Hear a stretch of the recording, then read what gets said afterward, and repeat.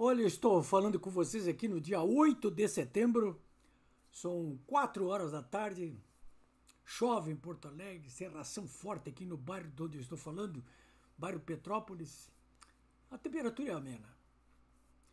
Olha, vamos falar sobre as manifestações de ontem, dia 7 de setembro. As fotos e os vídeos mais devastadores para a patética esquerda brasileira que se deixou subjugar pela corrupta e atrasada organização criminosa na qual se transformou o lulopetismo, as fotos e os vídeos, com certeza, foram as imagens captadas para efeito de comparação entre as manifestações ocorridas em Brasília, no Rio, em São Paulo e Porto Alegre. Foram as que eu vi, foram as que eu examinei com mais atenção. Essas 4 capitais exemplificam bem a seguinte constatação que eu faço, de 2 ordens. Primeiro, o domínio das ruas. Já se sabia que a esquerda brasileira não tinha perdido apenas a vergonha na cara, depois do julgamento do Mensalão e da Lava Jato, mas que também perdeu o domínio das ruas. Vocês se lembram? Vocês se lembram, hein? Vale a pena examinar a imagem do Rolls Royce de Lula transitando num oceano vazio de público e comparar com a imagem da manifestação da direita também aí em Brasília. Ou comparar as imagens do dilúvio monumental de público na Paulista para pedir anistia em confronto com a imagem do raquítico público que a esquerda lulopetista conseguiu levar para a Praça da República. Também em São Paulo. A USP, sempre a USP, Universidade de São Paulo, embora tenha contabilizado 48 mil pessoas da direita na Paulista, foi obrigada a constatar que a esquerda mal botou 5 mil pessoas na Praça da República. Eu mesmo estive ontem, domingo, em Porto Alegre, no Parcão, e depois circulando pela cidade, e verifiquei a mesma diferença abismal. É 10 por 1. Foi 10 por 1. É 10 por 1. Primeiro isso, o domínio das ruas. A esquerda perdeu o lulopetismo, perdeu a vergonha depois do julgamento do Mensalão e da Lava Jato e perdeu o domínio das ruas. Mais grave ainda, hein? Perdeu o domínio das redes sociais. Este resultado, 10-1, é a mesma diferença que separa a enorme presença da direita nas redes sociais, tudo diante da desprezível presença da esquerda lulopetista nas redes sociais.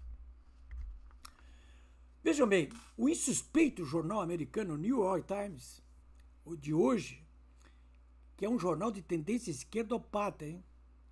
Ele mandou os seus repórteres cobrir os atos de ontem, domingo, dia 7. Vejam só o relato que os repórteres Jack Nickas e Ana Ionova, que estavam no Rio e em Brasília, fizeram a respeito do que viram. O que eles dizem? Abre 2 pontos, abre aspas, hein? Um mar de gente vestindo o verde e amarelo da bandeira brasileira encheu um longo trecho da principal avenida de São Paulo, bem como da praia de Copacabana, no Rio de Janeiro. O que foi diferente este ano, dizem os repórteres, foi a abundância de elogios dos Estados Unidos. Bom, isso eu vi também aqui em Porto Alegre, no parque. A minha mulher mesmo, que foi comigo vestida de verde e amarela, me obrigou a pagar R$30 por uma bandeirinha dos Estados Unidos, porque ela queria acenar com a... Tá cheio de bandeirinha americana ali, mas o grosso mesmo é verde e amarelo. Em São Paulo, na Praça da República, o PT até fez um apelo. Pessoal, vem aí de verde e amarelo, não deixa a direita se apropriar do verde e amarelo. Não é a direita que se apropriou do verde e amarelo, é o povo brasileiro que está na rua. Mas eles não conseguiram. Eles não podem violar a própria natureza, né? Foram todos de vermelho, né?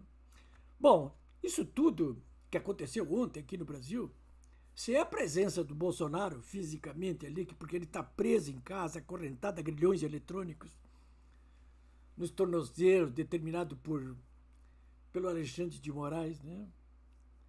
E se é a presença do, pelo menos, tão esfuziante como costumava ser, do pastor Silas Malafaia, né?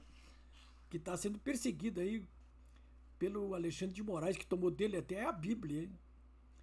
Bom, ora, mas a Michele Bolsonaro substituiu o Jair na Paulista, né? E o Eduardo Bolsonaro falou desde os Estados Unidos, pela internet, aqui com os manifestantes do Parcão em Porto Alegre. Bom, senhores, o que aconteceu então é o seguinte: o povo está se organizando por si mesmo, né? Isso, aliás, já aconteceu aqui no Rio Grande do Sul, no ano passado, durante a tragédia das águas, quando o povo dispensou aí os seus líderes, o governo, porque o povo saiu para salvar o próprio povo aqui no Rio Grande do Sul. Vocês viram as imagens. Bom, olha, para finalizar, eu quero ressaltar o discurso que fez o governador de São Paulo, Tarcísio Gomes de Freitas. Foi um discurso fantástico ontem. É um ponto fora da curva na trajetória recente do Tarcísio. Ele vinha já ameaçando falar o que falou, mas falou tudo que tinha que ser falado ontem. Um discurso.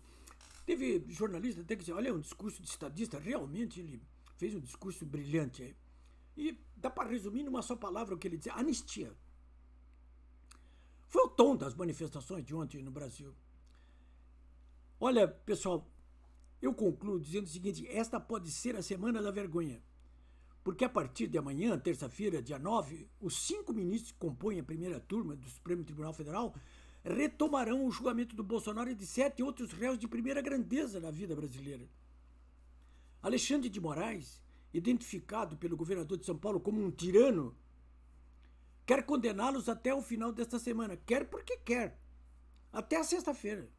Dia 12, o último dia agendado pelo Zamin, que é o presidente da turma aí.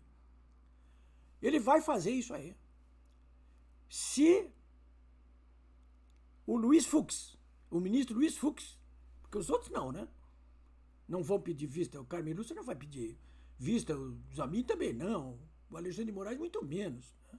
Então, nenhum deles aí vai pedir vistas, né? Nem o Flávio Dino. Então, só sobra ali o Luiz Fux, que está dando indicativo de que pode ou divergir dos votos ou até pedir vistas. Porque cada um dos ministros pode pedir vista. Se pedir, ele pode interromper o julgamento por até 90 dias, né? Bom, seria eu, digo para vocês o seguinte: toda a pressão em cima do Luiz Fux, então, agora, essa semana. Né? Os parlamentares, principalmente, né? Que ele ouve mais. Essa semana não dá para o povo ir para a rua de novo, já foi domingo, né? Mas os parlamentares, os governadores, os presidentes de partidos, líderes, pode fazer uma pressão, um bafo na nuca ali do governo americano, o Trump, né? Diz: olha, Fux, vamos lá, hein? O Fux foi um dos últimos, foi um dos únicos 3 ministros aí que não tomou corte de vista do seu passaporte, né? Mas então, toda a pressão sobre Luiz Fux. Vamos lá, Luiz Fux, vamos salvar essa biografia aqui.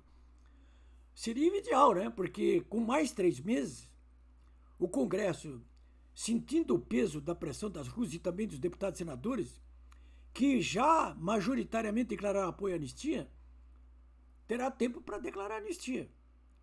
Hoje, já, segundo o próprio Tarcísio disse ontem lá no discurso dele, existem 350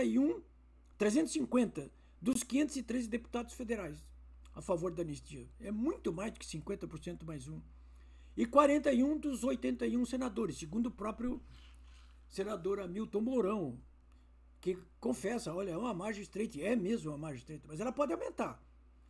Se a pressão da Câmara for tão majoritária quanto parece ser, o Senado vai ter dificuldade para não aprovar também, até por ampla maioria, a anistia. E é preciso maioria simples, ou seja, 50% mais um dos votos. É por isso que vale a pena ir para as ruas tanto quanto for possível para cada um, agora, essa semana, todos os dias, sempre que for possível. Nem que seja com buzinaço. Além de que todos podem, sim, isso é verdade, o dia todo, as tias do Zap aí, vamos ver as avós do Zap aí, vão movimentar as redes sociais como nunca, defendendo uma só consigna: anistia. Anistia já, ampla, geral e irrestrita. Mas eu digo para vocês, hein, não recíproca. É isso.